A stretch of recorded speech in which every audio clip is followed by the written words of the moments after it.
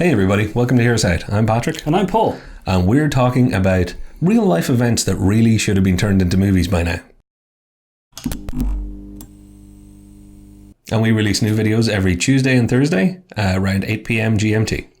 So we'll be doing, which is how we kind of do this historical events that should be turned into movies, is we're going to describe the historical event, and then we're going to try pitch the movie of that historical event to each other, and I guess we'll figure out if that movie should be made between us, kind of thing. So yeah, so let's get right into it. So what I'm pitching is not just a historical event.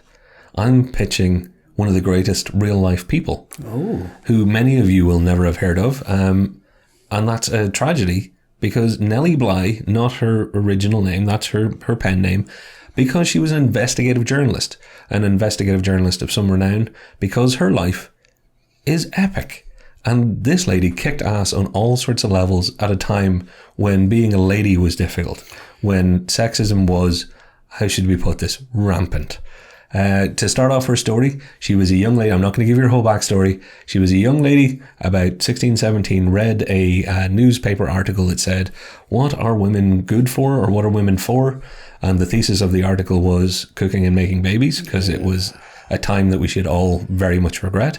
And she thought, nah, I don't think so, and wrote a strongly worded letter, but a brilliantly worded letter. So brilliant, in fact, that the newspaper published the letter and a request for, if whoever wrote this can get in touch, we want to talk to them. Okay.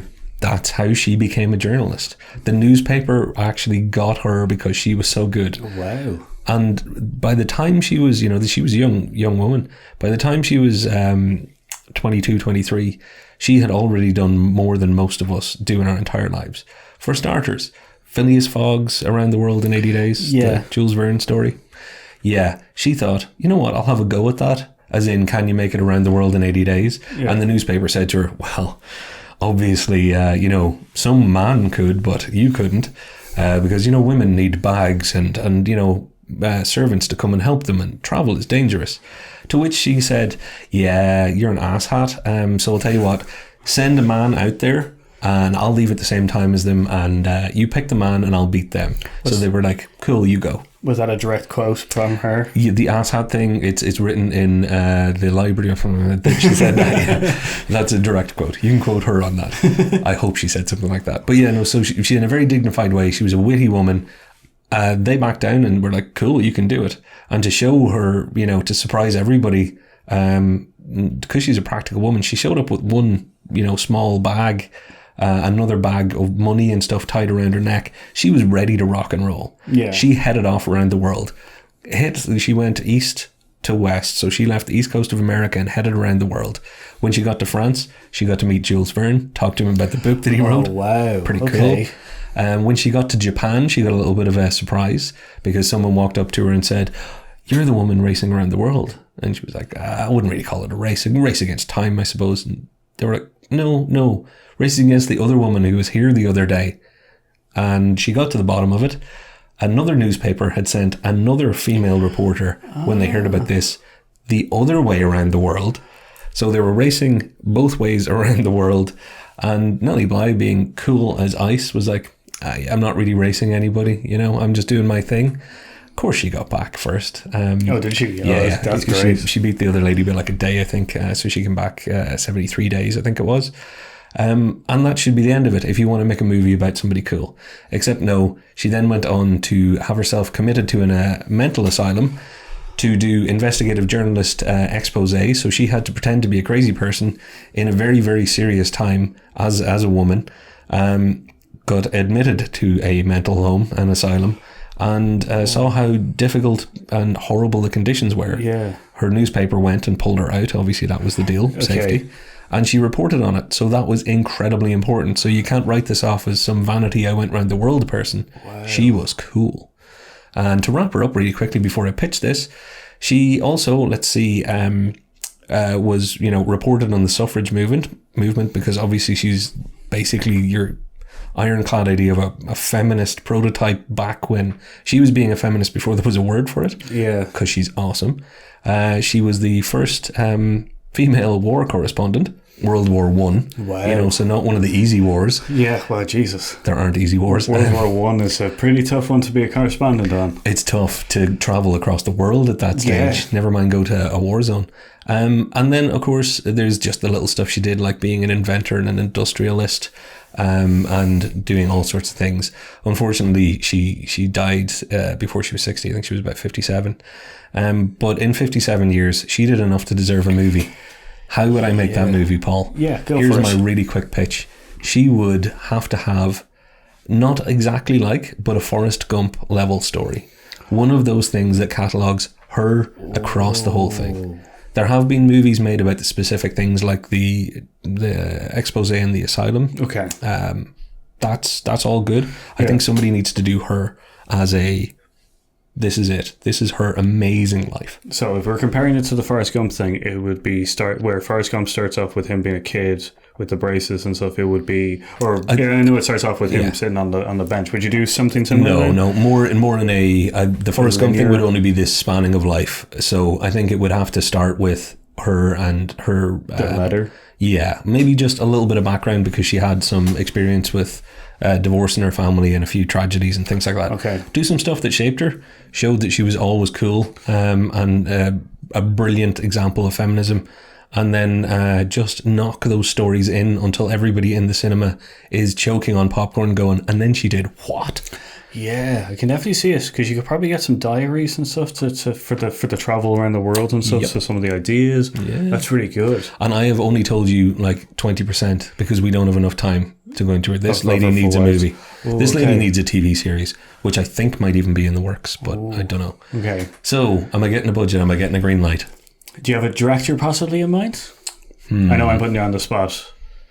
No, you know what? Because it needs a certain air of optimism, you can go with your Steven Spielberg type things. But I hadn't really thought of it. I know I'm putting you on the spot. Do you know Martin Scorsese could do it? He could, because he would bring that heavy level to it. Now I know it wouldn't traditionally be his thing, but yeah. Either that, like, I'm just going to start naming of my favorite directors in a second, so I should but stop. the Scorsese is quite good. Yeah, no, because as you said, he can do the heavy moments. I want the gravitas, but I also want the light, because she's an inspirational character. So Yeah. comment down below who's the director I should have chosen, because I really should have thought of this before you got to ask me. Well, as I said, let's go. but I can definitely see this, because this could be along the lines of, like, the Hidden Figures kind of storylines with Forrest Gump is quite a good like linear progression and good kind of storytelling. Yeah, well, Get Aaron Sorkin in on the writing maybe for some of it. There you go. You're just getting better and better with, like. I know. I'm just going to end up picking all stars. Because I didn't even think of the writers for mine. I'm going to say, I'm going to green light it. We did it, Nelly. We did it. Like, especially because in this. And it doesn't have to be massive budget now. No. This. So I have to give you a budget as well. That's going to be difficult, because I'm just like. Nah, it's okay. Whether the travel and stuff like that with this, like. I don't have to shoot on location. What I would say, like, what? I'm asking 150. If you give me, I was going to say more than 190. that, I'll take it. All right, we're making it, folks. Win the lottery. I want to make this movie. Okay, so my pitch, or a historical event that hasn't been made into a movie yet, or at least I haven't been able to find any kind of. There's a documentary, but not an actual kind of like. Okay, we're counting out documentaries. It has to be major motion picture. So yeah you're good. So, it is the Battle of Trafalgar, which is the pinnacle moment in the kind of Napoleonic kind of wars, where the French and Spanish joint coalition armadas went against the British armada. And this was kind of like if Spain and France won, England was going to be invaded kind of thing. Right. But then, which get the British fleet, which was outnumbered, like fought them off in a kind of epic naval kind of strategy. Underdog victory. Yeah, very much so. This was like the second major battle won by Admiral Horatio Nelson Viscount. Wow. He didn't. Nelson. Nelson, pretty much, with Nelson's column and stuff. Now, I also know the irony of an Irishman pitching an Englishman's story. But it's an interesting kind of navy battle and stuff, so it's kind of good. It was 44 ships on the French and Spanish side against 33 ships of the British Armada. Right. The French and Spanish lost 22 ships. The English lost nothing. They lost men, but they didn't lose any ships. So it's kind of an interesting one. That's a hell of a feat to pull off. Yeah, and you can do this in two ways. You can do it as the Nelson story for the Trafalgar Square battle, or you can do the running up to the battle itself, right, kind of thing. So my pitch is that you do this as kind of, I'm going to say my director, if we're going to go for directors kind of thing. Okay. I know I've thought of a little bit too much, would be Christopher Nolan. Because he wouldn't be anybody's director now, would he? I'll give you that. I'll give you that gimme of a choice. Yeah, so Christopher Nolan for either the story of Nelson and the Battle of Trafalgar, or just the Battle of Trafalgar, kind of thing. And it would be just a kind of one of those kind of sea naval battles along the same lines as the Master and Commander. I was just about to say. Yeah, so it's mostly about the crews. So you'd pick like one or two ships on kind of either maybe the HMS Victory, which was Nelson's ship, and maybe another one. Kind of, and then it's a more kind of an interplay kind of story with the crews and stuff leading up to the battle, and then you kind of widen the area of the whole battle and everything that's going on. I can see that. Yeah, I'm with my producer hat on. I'm like, I'm interested. Tell me more. So, and his ship's name was Victory, and he won. You say? Yes, it was the HMS Victory. It is the oldest. It is one of the oldest surviving ships during even that time. Hang on, it survived? It's still to this day? Yeah, it's actually in Portsmouth. It's dry docked in Portsmouth, the HMS Victory. It's been rebuilt a couple of times. It was like also an outdated ship at the time of the Trafalgar Battle. Wow, okay. It was a 100-gun ship. I've been to it. It's very beautiful. And Portsmouth, hit us up for if you want to pay us for any of this free advertising, because I know I'm going to go if I'm ever in the area again. And I've been in the area. I should have gone. It's a great kind of museum of the Navy Museum of England. But yeah, so I do kind of like a Master and Commander focusing in on the crews more. Okay. If you're doing the Nelson view, then I'd focus in on Nelson and his story leading up to the thing. He didn't survive the battle. He was shot by a sniper. Ooh, and was that's killed. Rough. And then his death was kind of he was a long one, but he was like he was. Was like 30 admirals turned up to his funeral. It was like a huge big state thing. He was like the hero of that battle. So well, you know, if you get killed and you're in charge, you get made a hero. Them's the rules. Very small man. He was very short compared. Like a lot. Every time I think of him, I'm not giving anything away, but fair play. I'm a fan of the shorter gent when it comes to that. Doing one for us short lads. Oh yeah, I'm not exactly 6 foot. This is me standing. Paul's actually sitting down. That's a interesting comparison, but he's an interesting kind of navy commander. His main tactic was essentially to charge headlong at other ships. Perhaps today is a good day to die. Prepare for running speed.